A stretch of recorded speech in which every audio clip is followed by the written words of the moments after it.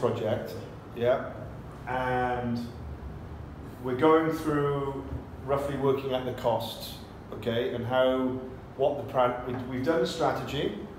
So the strategy, we've looked at what the managing agent would be, and the team would be a building manager, a facility manager, assistant, 2 ops, and 2 receptionists. And what I was saying is whenever you go into the building, to work out whether you're going to be an in-house property manager or whether you're going to be an outsourced, you will need to work out what you think you can pay, what you think you can charge. Either your salary or either my team, right? Roughly, the management cost is about 10 to 15% of the service charge income if full, roughly, okay? To give you a feel. So we worked out that if it's 20,000 square meters and it's $4 a square meter, it's going to be 80,000 square meters when the building's full. Yes. Right? Okay? So roughly 10% of that is about, I'm very about, right? Is about 8. Yeah? So I'm always saying, get these things in your head there. So what I was also saying is if you had a small building of 3,000 square meters and $3 a square meter, you're only going to get $9,000 a month. So you're not going to be able to pay yourself $5,000 or $4, right? So you forget it, right? So back to this. So these 32 items, and you'll know this probably because you got your business, right? So you probably know. It's not about 32. I don't know about that. You probably got 20. No, but you've got equipment, you've got training.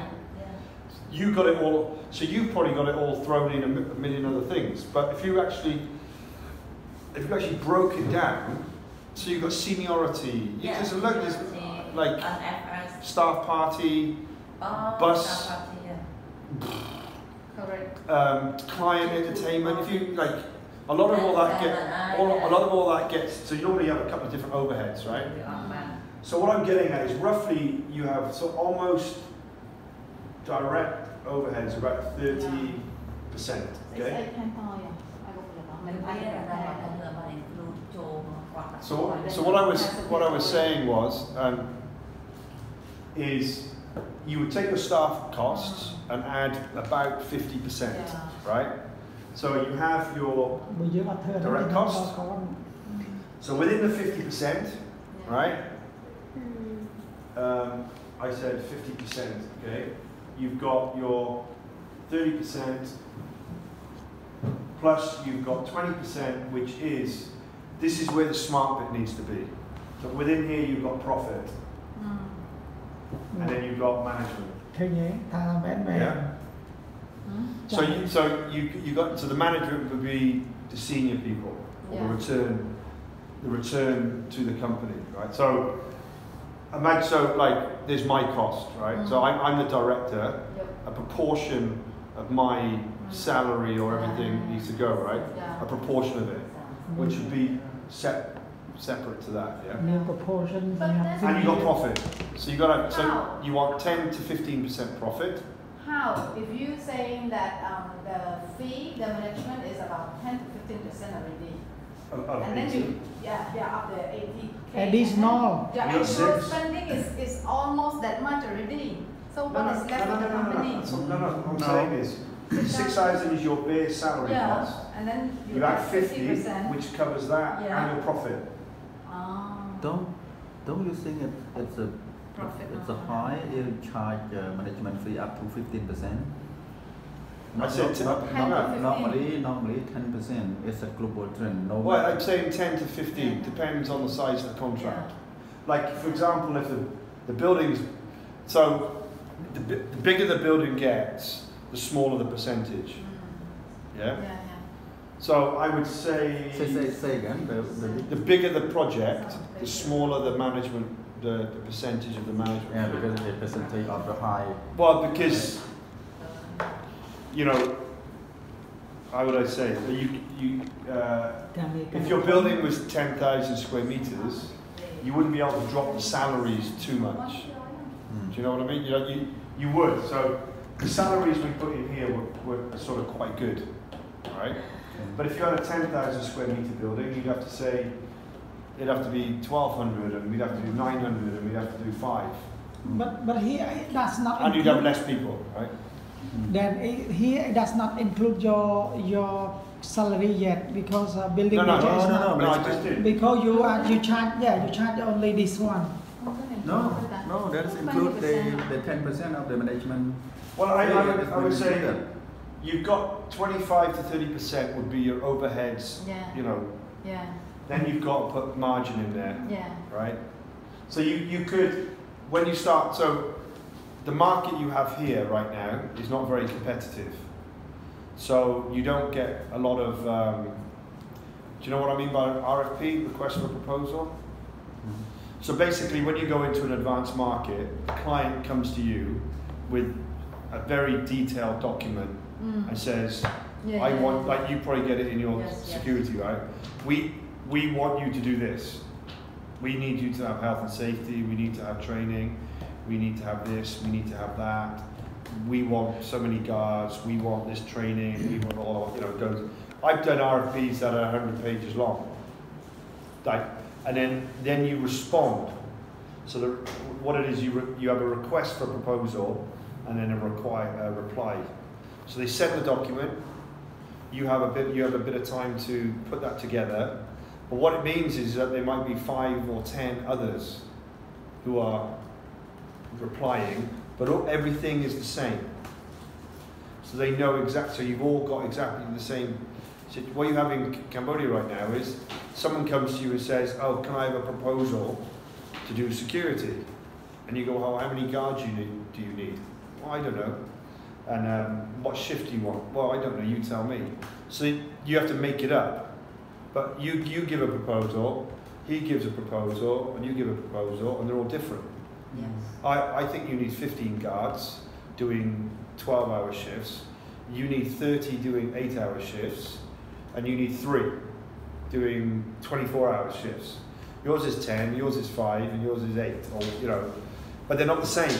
So when you issue an RFP, I'm saying I need 10 guards to do 8-hour shifts, and you all quote on the same thing. And that's when you get looking at the margin, right? That's when you start getting, you've got to get more accurate in your proposal. You've got to know, you know, that's when having a bigger company helps you get margin down. Yeah. But I'm saying very rough. I'm saying, you know, like. You know, so I would say you take your salary costs and then you add on about 50%, and that would give you your pitch to the client. Yeah. Obviously, you want to pitch a bit more because you have to negotiate. So the last thing you want to do is go really tight and say, "Oh, I've added 30%," and then every time here they're going to come and ask you. I could be wrong, but 2 implications there. One, if it is a new company or new consultant, I mean the reputation is not well. Yeah, so you might like you, maybe you put 15% is okay. Yeah. But for other, might be question mark. Okay, that's one. Second one is the tax implication, because the GDT, General Tax Department, now is very strict. And then last year they create what they call tax crime investigation department, including the Justice Police. It can be question mark if a joint venture with other company from overseas. Yeah, you charge tax for this. Yeah. So, but yeah, and also you know how you might want to buy business. You know, so you might say. Same with security. Sometimes you think, maybe I don't want to make money on this project, I just want to get the project because the client's got other work. Or with security, sometimes you lose a contract and you've got guards that don't have a job, so you might pitch them. Or with property management, you might go, well, I'm starting off, I just want to cover my cost. Yeah. So if I can get 2 or 3 contracts where I break even, then that gets me going as a company. It gets me a track record. I can train people up. Yeah. Yeah. So gone through your experience, any incident or chance that you lost no profit from Yeah.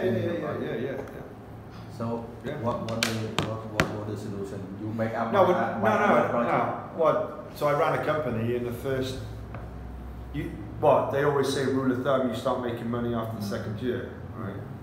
So I apply that rule of thumb, but it depends on your.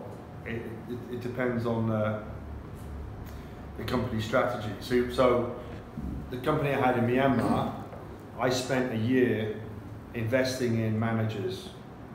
So I recruited good managers who cost a little bit more. I trained them up.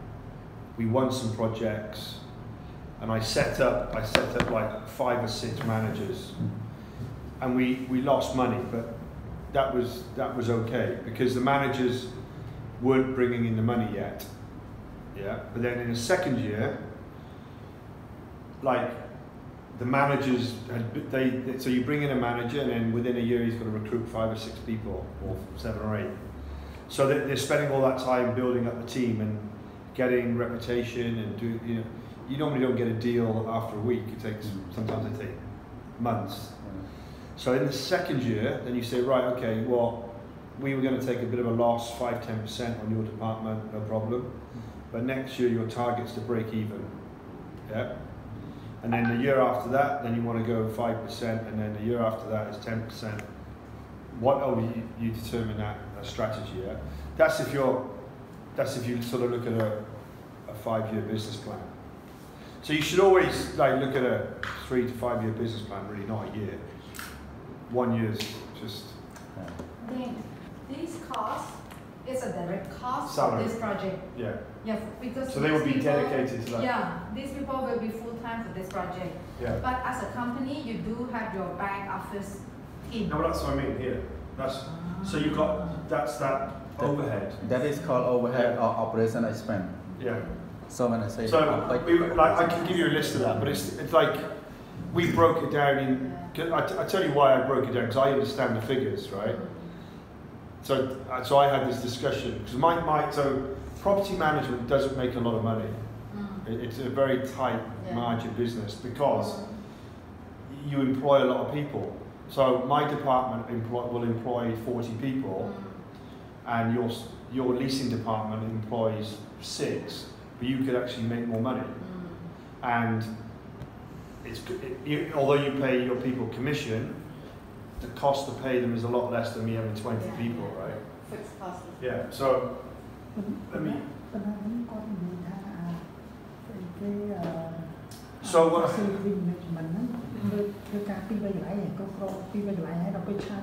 No, and it depends on your business tactic, how or your strategy, how you manage. You know, but depend on scope. He asking one project, one facility manager, right? One person can be assigned to manage 1 or 2 places. Yeah. It's depend on job description and the strategy of the business, and then the agreement. Size of the job. Yeah. So so it might be like, so for example, if you've got someone who's good, and their salary is $4,000, yeah, then you can't afford to put them on 1 building. So you put them on 2 or 3, and they have somebody below them who they train, and so they have. So usually when that type of person is good at reports, good at budgets, good with the client, making decisions. The building manager is following decisions, following, right? Like now is IT or moving to DD, digitalize the data regime. So it's depend on how to manage. You can just manage online by Telegram. Do you want a break? And then so we'll do a break, and then I'll go through how you charge, right? So